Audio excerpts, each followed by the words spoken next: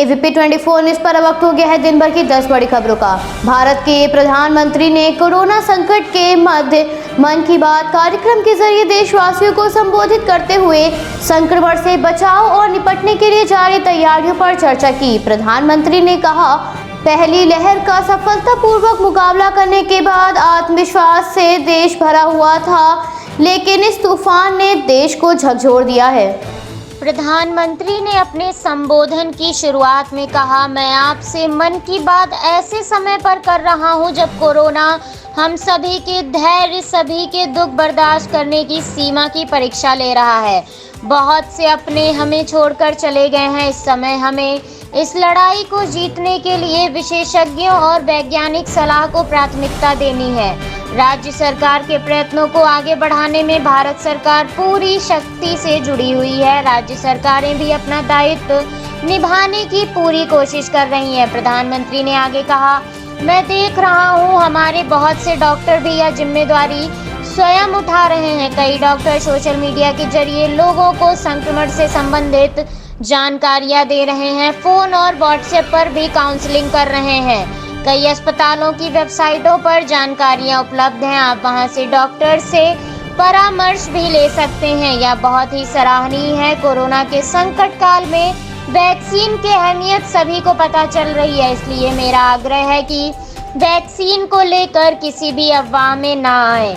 भारत सरकार की तरफ से अभी मुफ्त वैक्सीन का जो कार्यक्रम चल रहा है वह आगे भी चलता रहेगा।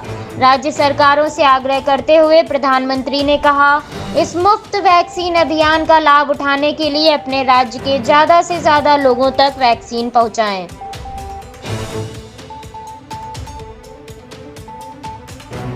राहुल गांधी भारत में विभिन्न मुद्दों को लेकर मोदी सरकार पर हमलावर रुख अपनाए हुए नजर आते हैं।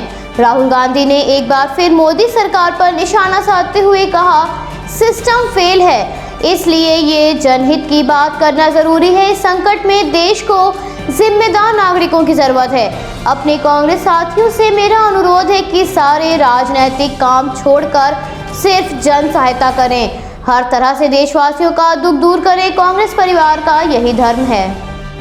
राहुल गांधी के साथ साथ रणदीप सुरजेवाला ने भी जयपुर के गोल्डन अस्पताल में ऑक्सीजन की कमी से 25 मरीजों की मौत पर कहा, यह हत्या है और कुछ कम नहीं है। क्या दिल्ली के हुक्मरान अब अपनी जिम्मेवारी लेंगे? इसके साथ ही वैक्सीन की बढ़ी हुई कीमतों पर कहा, आपदा में अवसर, ओह आपदा में लूट यही है।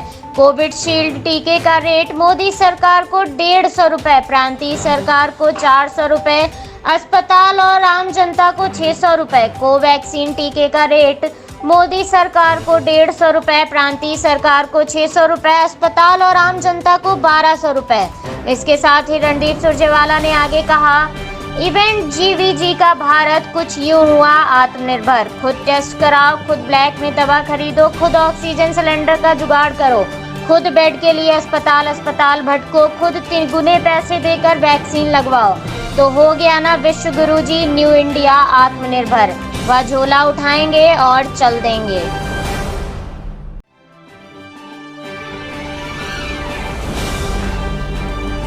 उत्तर प्रदेश की योगी सरकार द्वारा अब राज्य के हर शहर में हवाई जहाज के जरिए ऑक्सीजन मुहैया कराई जा रही है, ताकि राज्य को जल्द से जल्द ऑक्सीजन दी जा सके। टीम 11 की बैठक में ये फैसला मुख्यमंत्री द्वारा लिया गया। मुख्यमंत्री ने पश्चिमी यूपी के लिए हिंडन से ऑक्सीजन एयरलिफ्ट कराने की व्यवस्था के निर्देश दिए हैं। राज्य के मुख्यमंत्री ने अधिकारियों से बैठक में कहा, सरकार का उद्देश्य प्रत्येक संक्रमित व्यक्ति की जान बचाना है। इसके लिए हर संभव प्रयास किया जाएगा और इस काम को पूरी ईमानदारी से किया जाए। लिक्विड ऑक्सीजन लाने के लिए हवाई जहाज से 2 खाली टैंकर बोकारो भेजे जाएंगे। फिर ट्रेन से ये टैंकर राजधानी लखनऊ लाए जाएंगे। सरकार ऑक्सीजन एक्सप्रेस भी चला रही है। बोकारो से ऑक्सीजन की पहली खेप लखनऊ पहुंच गई है। दूसरी खेप के लिए ट्रेन रवाना हो गई है। राज्य सरकार के साथ डीआरडीओ की पहल 30 अप्रैल तक रंग लाएगी। डीआरडीओ की ओर से बनाए जा रहे कोविड अस्पताल 30 अप्रैल तक चालू हो जाएंगे। दोनों अस्पतालों का काफी काम पूरा किया जा चुका है। इन अस्पतालों से संक्रमितों को अनुभवी चिकित्सकों का इलाज दिया जाएगा।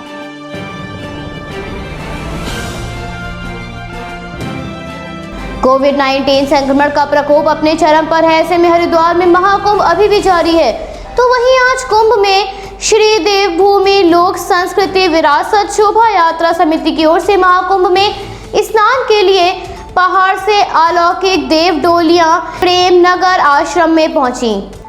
बता दें, संक्रमण का कहर महाकुंभ में भी देखा गया है। महाकुंभ में आए हुए साधु संतों श्रद्धालुओं के साथ साथ सुरक्षा कर्मियों के कोविड-19 रिपोर्ट भी पॉजिटिव आई है। तो वहीं आज पर्यटन एवं संस्कृति मंत्री सतपाल महाराज संयोजक मंडल के पदाधिकारियों के साथ विधि विधान से पूजा कर देव डोलियों का स्वागत किया।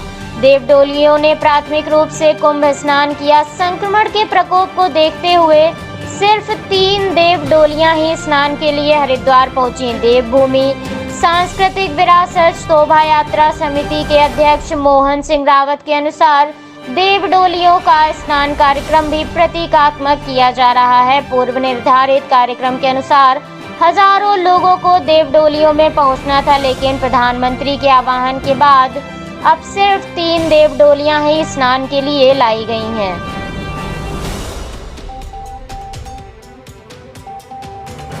हिमाचल प्रदेश में कोरोना संक्रमण के बढ़ते हुए मामलों को देखते हुए राज्य सरकार ने राज्य में सख्ती बढ़ाना शुरू कर दिया है, जिसके मद्देनजर ही शनिवार और रविवार को राज्य के सभी बाजार बंद रखने के आदेश जारी किए गए।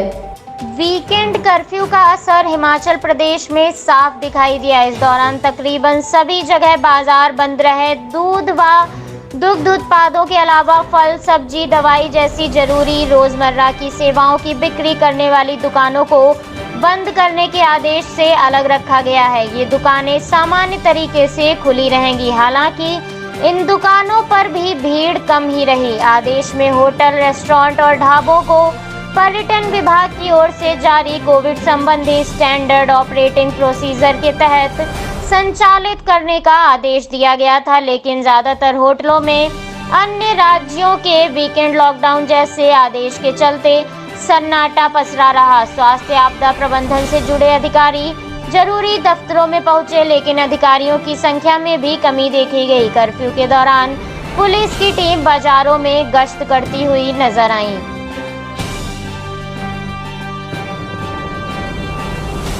हिमाचल प्रदेश में पहाड़ी दालों का उत्पादन बढ़ाने के लिए राज्य सरकार ने केंद्र के पास मंजूरी के लिए 10.34 करोड़ रुपए का प्रोजेक्ट भिजवाया है, जिसके अनुसार उत्पादन बढ़ाने से प्रदेश के करीब 12,000 किसानों को लाभ पहुंचाए जाने का लक्ष्य रखा गया है। केंद्र और राज्य सरकार के प्रोजेक्ट में 90:10% वित्तीय भागीदारी रहेगी। प्रदेशों में दालों का उत्पादन कम होने से अभी राज्य सरकार इसके लिए बाहरी राज्यों पर निर्भर है। राज्य के किसानों ने पहाड़ी दालों का उत्पादन कम कर दिया था, तो वहीं इसे बढ़ाने के लिए केंद्र को प्रोजेक्ट भेजा गया है। हिमाचली दालों की बाजार में काफ़ी ज़्यादा मांग है, जिसको देखते हुए दालों और बीजों का भी उत्पादन बढ़ाया जाना है।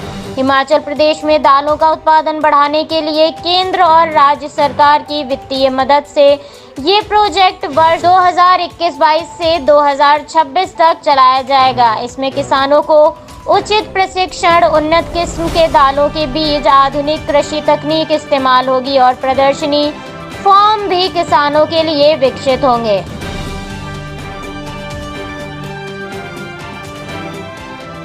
कोविड-19 संक्रमण के कारण भारत के विभिन्न राज्यों में पाबंदियों का सिलसिला जारी है। संक्रमण को नियंत्रण में करने के लिए दिल्ली में लॉकडाउन बढ़ाने की आशंका नजर आ रही है। इसके साथ ही महाराष्ट्र में भी पाबंदियों का सिलसिला बरकरार रहेगा। महाराष्ट्र के ठाणे में संक्रमण के 5,192 मामले सामने आने के बाद इस जिले में महामारी से ग्रस्त होने वाले लोगों की संख्या 4,46,376 हो गई है। ठाणे में संक्रमण से मृत्यु दर 1.2% पहुंच गई है, तो वहीं पालघर जिले में संक्रमण के मामले 76,678 पहुंच गए हैं। इसके साथ ही मृतकों की संख्या 1,447 है। संक्रमण के बढ़ते हुए मामलों को देखते हुए कर्नाटक में वीकेंड कर्फ्यू लगा दिया गया है। इस दौरान सुबह 6 बजे से रात 10 बजे तक खाने पीने का सामान खरीदने के लिए दुकानें खोली गईं, तो दुकानों पर कस्टमर की भीड़ नजर आने लगी, जिस दौरान कोविड-19 गाइडलाइंस का उल्लंघन किया गया। कर्नाटक के साथ साथ जम्मू कश्मीर में भी वीकेंड कर्फ्यू लागू किया गया है। उत्तर प्रदेश में आज वीकेंड कर्फ्यू के चलते गोरखपुर में सुरक्षा व्यवस्था मुस्तैद नजर आई। उत्तर प्रदेश में संक्रमण की लहर काफी तेजी से फैल रही है। ऐसे में अलीगढ़ के बाजारों में सैनिटाइजेशन का कार्य भी किया गया।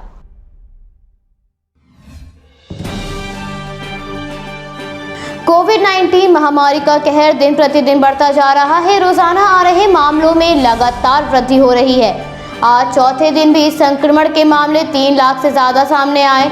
ऐसा आज तक दुनिया के किसी भी देश में नहीं हुआ है। पिछले 24 घंटों में कोविड-19 के 3,49,691 मामले सामने आए। इसके साथ ही संक्रमण के कारण 2,767 लोगों ने अपनी जान गंवाई है।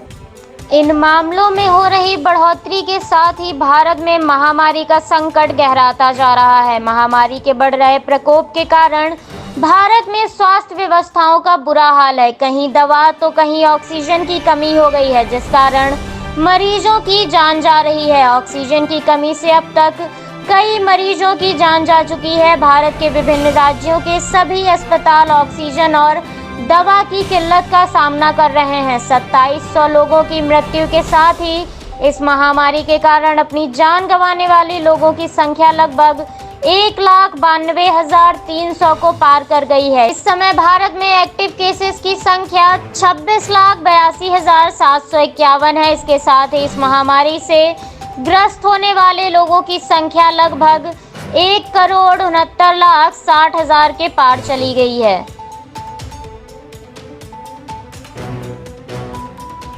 कल का आईपीएल का मुकाबला राजस्थान रॉयल्स और कोलकाता नाइट राइडर्स के बीच खेला गया, जिसमें राजस्थान रॉयल्स ने कोलकाता नाइट राइडर्स को 7 गेंदें शेष रहते हुए 6 विकेट से हरा दिया। कोलकाता नाइट राइडर्स को ये लगातार चौथी हार मिली है। कल खेले गए रोमांचक मुकाबले में क्रिस मॉरिस ने 23 रन देकर 4 विकेट हासिल किए, जिस कारण राजस्थान रॉयल्स को जीत हासिल हुई। राजस्थान की 2 मैचों के बाद यह पहली जीत है। कोलकाता को बल्लेबाजों ने निराश किया। टीम 9 विकेट पर 133 रन ही बना पाई, जिसके बाद राजस्थान के कप्तान संजू सैमसन ने नाबाद 42 रन की पारी खेली, जिसकी मदद से 18.5 ओवर में ही 4 विकेट के नुकसान पर टीम ने 134 रन बनाकर जीत को गले लगाया। राजस्थान में जोश बटलर 5, यशस्वी जायसवाल 22 रन बनाकर जल्द ही पवेलियन लौट गए, जिसके बाद संजू सैमसन शिवम दुबे के साथ 22 रन पर तीसरे विकेट पर 45 रन की साझेदारी की, जिसके बाद सैमसन ने डेविड मिलर के साथ 24 रन जोड़े। केकेआर की शुरुआत खराब रही। केकेआर में सर्वाधिक रन राहुल त्रिपाठी ने बनाए, जो कि 36 रहे। दिनेश कार्तिक ने 25 और नीतीश राणा ने 22 रन जोड़े। 9वें से 11वें ओवर में टीम ने 3 विकेट और गंवा दिए। कप्तान मोर्गन बिना खाता खोले दुर्भाग्यपूर्ण ढंग से रन आउट हो गए। राहुल त्रिपाठी ने शॉट खेला और गेंद दूसरे छोर पर खड़े मोर्गन के बल्ले से टकराकर और क्रिस मॉरिस के हाथ में चली गई, जिन्होंने आसानी से उनको रन आउट कर दिया।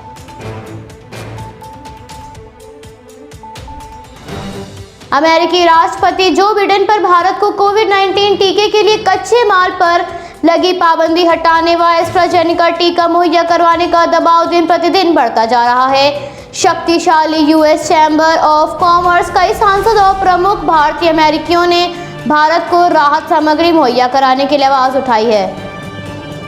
भारत में कोविड-19 संक्रमण के कारण हालात दिन पर दिन बिगड़ते जा रहे हैं। ऐसे में बिडेन प्रशासन द्वारा टीके के लिए कच्चे माल पर लगी पाबंदी भारत की मुश्किलें और बढ़ा रही है। ऐसे में भारतीयों द्वारा सोशल मीडिया पर अभियान छेड़ा गया है, जिसमें राष्ट्रपति बिडेन को खरी खोटी सुनाई जा रही है।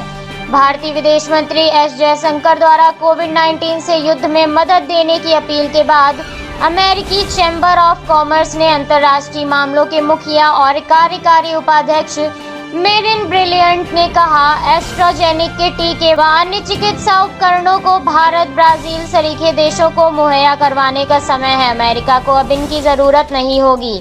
जून के शुरुआत तक हर अमेरिकी को टीका लग चुका होगा। पर्यावरण कार्यकर्ता ग्रेटा थनबर्ग ने भी भारत के हालात को चिंताजनक बताते हुए वैश्विक समुदाय से मदद की अपील की है।